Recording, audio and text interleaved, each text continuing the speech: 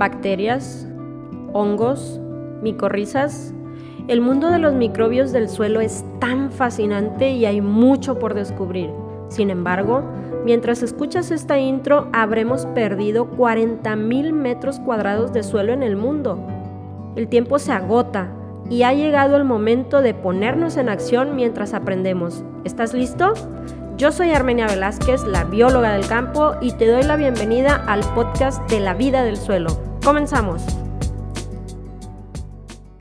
En esta ocasión me gustaría hablarles de los suelos supresivos, un concepto que conocí por primera vez hace ya varios años gracias a mi amigo el doctor Jorge Vivanco. Él es director del Centro de Investigación de la Biología de la Rizósfera en la Universidad de Colorado en Estados Unidos. Nos encontrábamos en Perú para impartir una serie de conferencias por el país y recuerdo que durante una de sus ponencias compartió el ejemplo de un cultivo agrícola que era asediado por una enfermedad radicular. Este llamaba la atención porque en un pequeño segmento del predio no manifestaba ningún impacto de la enfermedad, al contrario, parecía resurgir de esa área infestada. El doctor Vivanco comentaba que esas plantas, a las que él llamaba orgullosas, eran de gran interés porque no se enfermaban a pesar de estar completamente inmersas en el medio infectado y por lo tanto debían guardar secretos, entre comillas, en su microbioma, que probablemente permitirían al resto de las plantas resistir enfermedades y plagas. Posteriormente procedió a explicar que de acuerdo al resultado de sus investigaciones, la clave de la resiliencia de esas plantas en esos suelos era la diversidad biológica. Los suelos con mayor diversidad biológica tienden a resistir y recuperarse con mayor rapidez de diferentes tipos de estrés biótico y abiótico. Esos suelos, por lo tanto, son considerados como supresivos, porque impiden la proliferación de enfermedades brindando mayor protección a los cultivos agrícolas. Algunos años después, en el noroeste de México, específicamente en la costa de Sonora, tuve la oportunidad de trabajar con productores de sandía que me indicaron que sus cultivos presentaban una alta incidencia de pudriciones de raíz, ocasionadas por damping off, de modo que no les quedaba otro remedio que aplicar metam-sodio para sanitizar sus suelos, y aún así corrían el riesgo de que sus plantas colapsaran al entrar en producción. En esta zona de México, por lo general, se realizan 2 campañas o ciclos de cultivo, por lo tanto, la incorporación de metam-sodio era el doble que en otras regiones del país. Me decían que cuando empezaron a aplicar metam, incorporaban 200 litros por hectárea, esa era la dosis, pero que debido a la gran incidencia de problemas radiculares, en los últimos ciclos tenían que incorporar hasta 400 o 600 litros por hectárea, para un total de 800 a más de 1,000 litros por hectárea de metam al año. Este fumigante está prohibido en algunos países del mundo, pero en México aún puede utilizarse como fumigante de suelos. El caso es que ellos querían liberarse de esta práctica de fumigar el suelo y empezar a regenerarlos, porque además he de mencionarles que en la costa de Hermosillo se tienen suelos en su mayoría con pH altos, alcalinos, arenosos y con muy poca materia orgánica. Entonces, después de haber fumigado el suelo, procedimos a elaborar un plan de manejo que consistió en la incorporación de materia orgánica de distintas fuentes, como compostas, lixiviados, ácidos húmicos a base de leonardita, además de la inoculación de consorcios de microorganismos para regenerar la biota del suelo.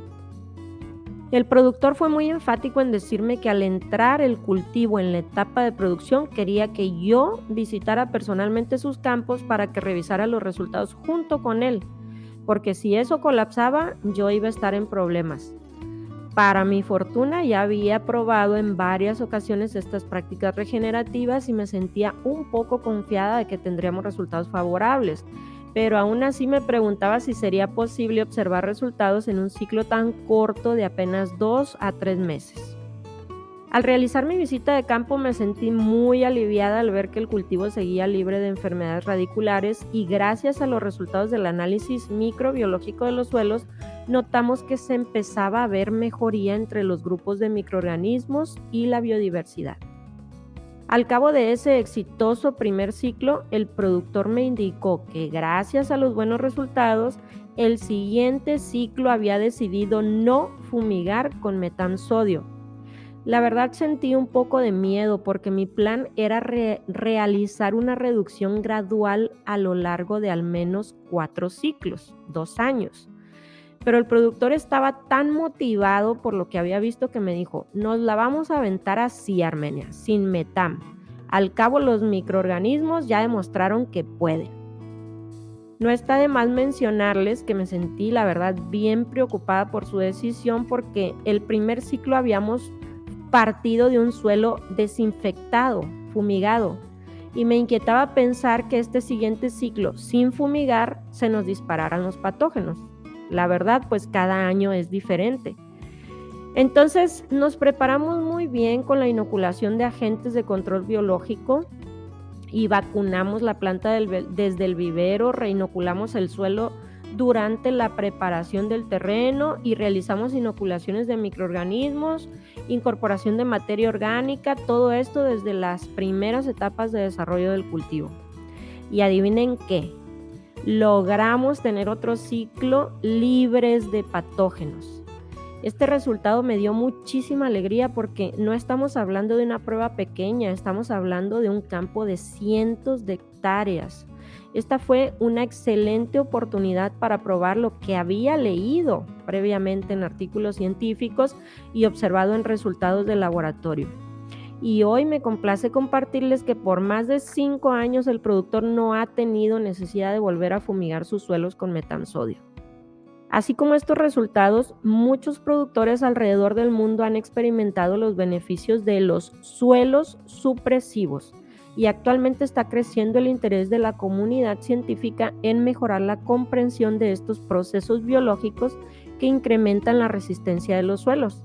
Así que a continuación me gustaría compartirles algunos conceptos y detalles que hay que tomar en cuenta para incrementar la supresividad de nuestros suelos y reducir así la dependencia crónica de productos químicos que padecen nuestros campos agrícolas. Antes que nada, vamos a ahondar en el concepto de suelos supresivos. En 1974, Baker y Cook, en su artículo Control biológico de patógenos de las plantas, describieron los suelos supresivos como aquellos en los que el patógeno no se establece o persiste, se establece pero causa poco o ningún daño, o se establece y causa la enfermedad por un tiempo, pero luego la enfermedad desaparece o se vuelve menos importante, aunque el patógeno puede persistir en el suelo.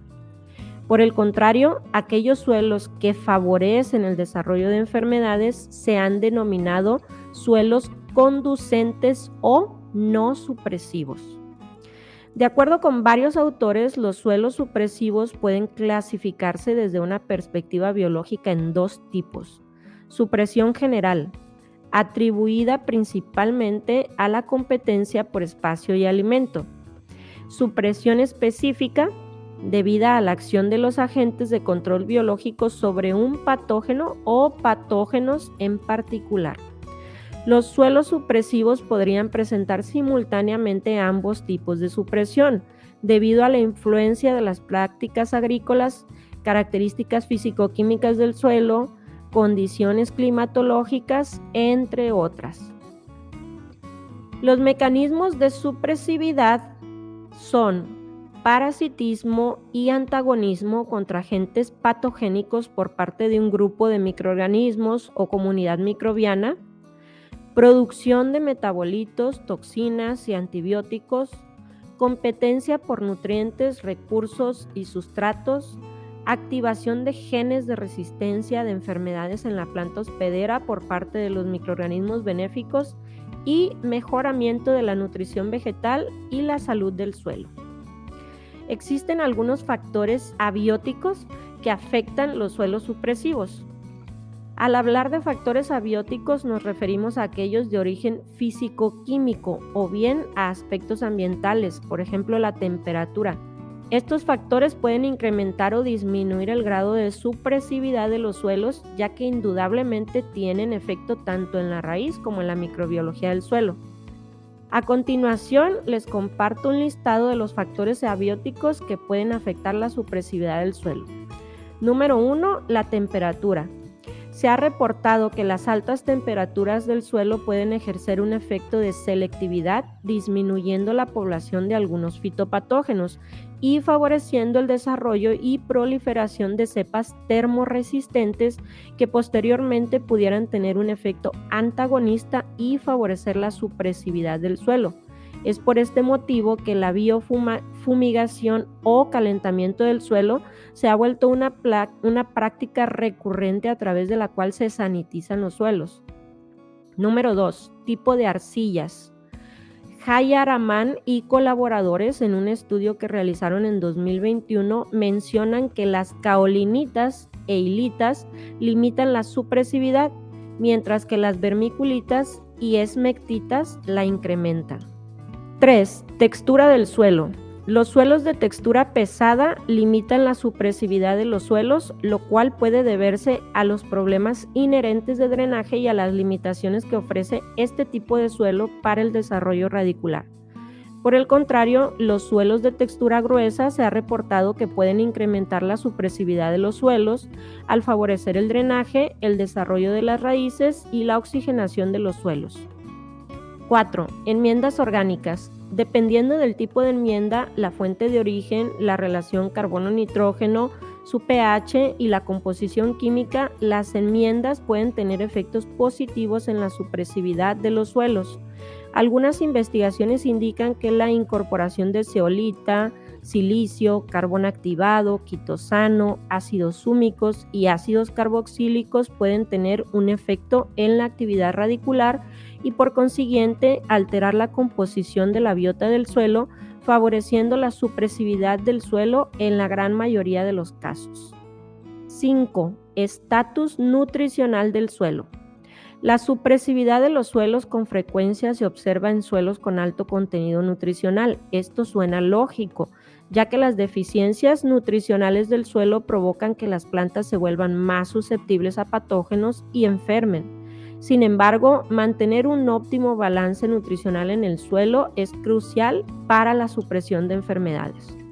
La baja concentración de carbono, nitrógeno, fósforo, calcio y hierro, así como un pH bajo y una alta concentración de nitratos, se ha encontrado que favorece la supresividad de los suelos. 6. pH del suelo. En los suelos con pH bajo se observa con frecuencia la inhibición de pudriciones de raíz. Sin embargo, también se ha observado en algunos cultivos que el pH alto de los suelos puede inhibir la pudrición causada por Fusarium. Por lo tanto, se dice que el efecto del pH depende del tipo de patógeno y la susceptibilidad de este a los cambios de pH. O visto desde otra perspectiva, la supresividad depende del espectro de tolerancia de los microorganismos benéficos a diferentes rangos de pH. Una composición microbiana en óptimas condiciones es representativa de un cultivo sano. Las relaciones entre la biota del suelo en la zona rizosférica son variadas y complejas. Una de las primeras interacciones y de las más importantes es la rizodeposición, es decir, la liberación de exudados radiculares, los cuales dentro de todas sus funciones también se encargan de reclutar y alimentar a la biota del suelo. Por lo tanto, el sistema radicular debe estar activo. Si inoculas microorganismos benéficos pero la raíz no está activa o no tiene condiciones para desarrollarse, es complicado que la biota del suelo se establezca. Realiza una revisión continua de tus raíces, mejora la aireación del suelo, cuida tu riego, eso es muy importante, y el grado de compactación del suelo, porque son factores que afectan la rizodeposición. También puedes auxiliarte incorporando ácidos orgánicos y aminoácidos o extractos de algas que favorezcan la actividad radicular. Es importante que antes de bioestimular la raíz tengas en cuenta que en el suelo también puede haber organismos patógenos y que si las poblaciones de organismos benéficos en tu suelo son muy bajas, es decir, que tu suelo es conducente y no supresivo, es probable que la raíz atraiga patógenos y se induzca la enfermedad. Por lo tanto, también se tiene que tomar en cuenta la presencia e inoculación de microorganismos relacionados a la biofertilización, bioestimulación y bioprotección. En última instancia, todos estos factores contribuirán a mejorar la salud del cultivo y la estructura del suelo.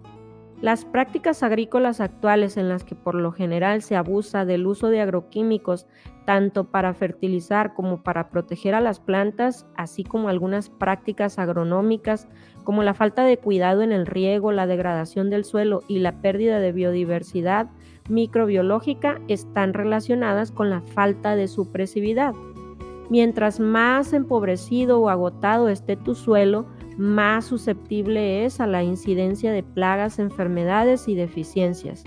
Por el contrario, un suelo saludable, activo en términos biológicos, con alta biodiversidad, se autogestiona y se repone con mayor rapidez de diferentes tipos de estrés biótico y abiótico. Es más resiliente. Por tal motivo es tan importante hoy más que nunca el que trabajemos por la regeneración de nuestros suelos y busquemos devolver esa riqueza biológica a este holobionte. Pensemos en los agroecosistemas como un ente vivo que requiere una adecuada gestión de su salud para reducir el riesgo de enfermedades. Recordemos que en suelos sanos se desarrollan cultivos sanos. Los cultivos sanos nos brindan alimentos sanos y al consumir alimentos sanos, nosotros también estaremos más sanos. Nos escuchamos en el próximo episodio. Adiós.